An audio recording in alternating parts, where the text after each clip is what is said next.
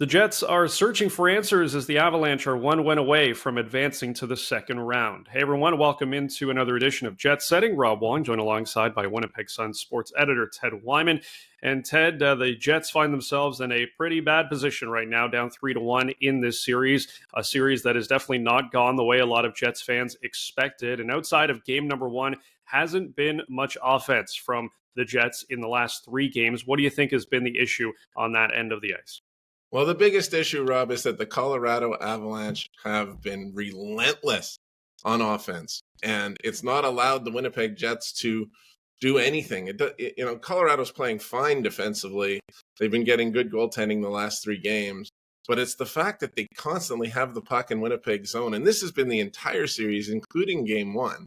They've had the puck in Winnipeg zone much more than Winnipeg's had the puck in their zone.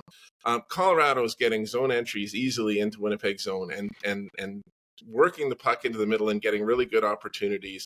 And Winnipeg's getting little snippets, little breadcrumbs when they come down to the other end. They're getting in, but they're not getting any sustained zone time, and they're rarely generating the good chances that you need to be able to score in the playoffs. And it's been absolutely shocking, to be honest, because I think at least everyone expected this series to be close. It's not like these two teams, no one expected Winnipeg to run away with it. Winnipeg was the higher team in the standings. Then Colorado, they finished second in the Western Conference. They certainly had a good chance of winning this series when you watched it going in or when you looked at everything going in. And if they didn't win, people thought, it's going to go 6 or 7 and it's going to be close. The game should be hard fought. There's going to be some overtimes. Well, that just hasn't been the case. It's been one-sided. It's been all Colorado in games 2, 3, and 4. And realistically, in game one, it was pretty similar in that sense. It's just that Alexander Georgiev in the Colorado net had a terrible game. He gave up 7 goals on 23 shots, and the Jets were pretty lucky to come away with a 7-6 win there, having given up as many goals as they did. So you look at how it's developed the next 3 games. Those games have all been carbon copies. The Jets have sort of been in it for a while. And then once it hits the midway point of the game, Colorado's completely taken over. They've been scoring in bunches. They've been scoring, in all 3 of those games, they've had 3 goals in let's say 8 minutes or less, and just completely changed the games. And in 2 of those situations, Winnipeg was up 2-1 at the time, and 8 minutes later they find themselves down 4-2. And it's just backbreaking, and you can tell that the Jets don't have a comeback in them. They've been okay when they've been tied or when they've been in the lead. They've sort of been managing, but they haven't been able to when they've been down, they haven't been able to generate anything to come back.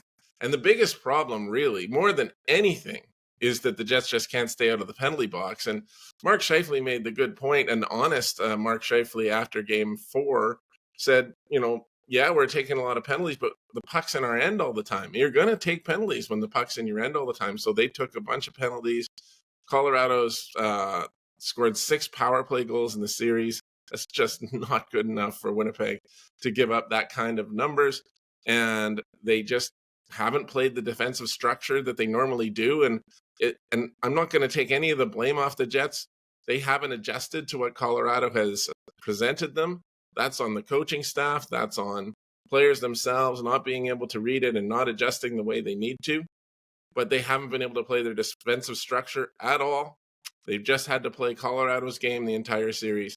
And that is not a recipe for success. No, it absolutely is not. And if the Jets are looking for some offensive reinforcements, there is a guy in Cole Perfetti waiting in the wings. Still is yet to play a playoff game, in fact, but 19 goals earlier this season for the former first-round pick. What do you think the chances are that they may go to him for game number 5? I think they have to, Rob. I think they have to put him in. I don't see what you've got to lose.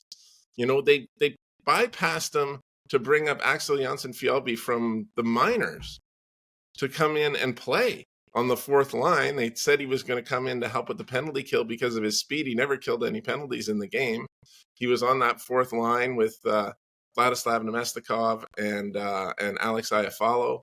And then all of a sudden, he doesn't, they didn't want to put Perfetti in a fourth line role. I kind of understand that.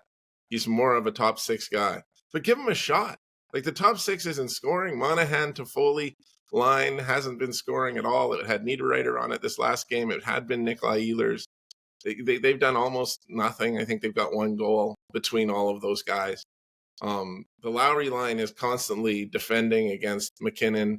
The Scheifele line, I think Kyle Connor's played pretty well for much of the series. Mark Scheifele's played quite well, considering what the situation is. He's been pretty decent.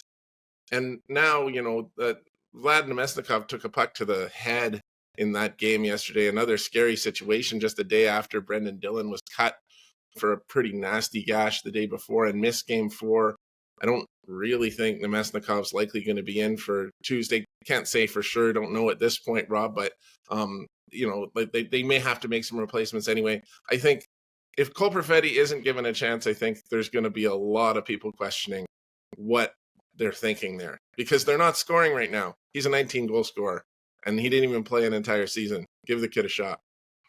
Well, if there's going to be changes up front, I think people are wondering if there's going to be changes at the back. And of course, it has not been the best series by any means for Connor Hellebuyck, but this is a guy who is going to win the Vezina Trophy, you would think, when the season comes to an end. We saw Laurent Brossoit get into the game, of course, on Sunday. What are the odds, do you think, that Rick Bowness actually decides to make a goalie change for Game 5? Very low. I do not think that he's going to make that change. Before Game 4, he said it's Connor Hellebuyck's net. He didn't waver on that at all. After Game 4, he said he just wanted to give Hellebuyck a break and a rest, and it's a smart idea. I mean, I thought about it immediately. They're down 4-1. They haven't come back once in this series.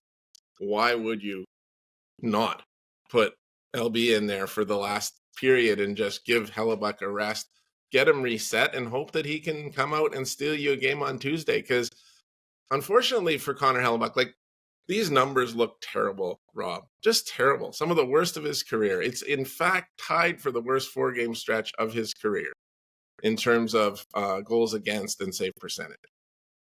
But, I mean, he's been under siege. It's unbelievable how under siege he's been. I don't know how many goalies have to face that. He's faced by far the most shots in the entire NHL. He's made the most saves in the entire NHL in the playoffs. But he's still given up 19 goals because it just keeps coming and coming and coming. And you have to give a lot of credit to the Avalanche for that. But, just as Connor Hellebuyck will tell you during the regular season, when he has a Vezina Trophy type season, that a lot of it has to do with defensive structure, and his job is made easy when the defensive structure is good. In the playoffs, the defensive structure has been terrible, and his job is made 10 times more difficult, and he has had it's just been impossible for him to have it. I understand how people are going to look at those numbers and say, it's just not good enough. I said so myself in my column today. It's just not good enough. I mean, they need a few more saves out of him somewhere. But, you just can't pin that much of the blame on him. It's been a really bad team defensive performance against a Colorado team that just won't relent. And so, I think Laurent Brossoit had such a fine season. He's got playoff pedigree. He played for Las Vegas last year. He won the series against the Jets, and he won a Stanley Cup ring eventually, even though he wasn't playing by the end of the playoffs. So he'd be a good guy to throw in if you had to. I do not think the Jets want to do that. I don't think they want to send that message to Connor Hellebuyck. I don't think they want to send that message to anybody, even Colorado. They think Connor Hellebuyck can pull them out of this. People keep saying he needs to steal one here. Well, his team has to give him a chance to steal one. At least keep the high danger chances close. At least keep the possession close in the game, and so that he's not constantly facing this barrage, and give him a chance to make some of the big saves. And the odds are that he'll come through if you give him that opportunity. Well, we'll see if the Jets can get a win and extend their season. It is do or die on Tuesday in game number 5. As always, leave your thoughts in the comments section below. For Ted Wyman, I'm Rob Wong. Thanks for tuning in, and we'll talk to you next time.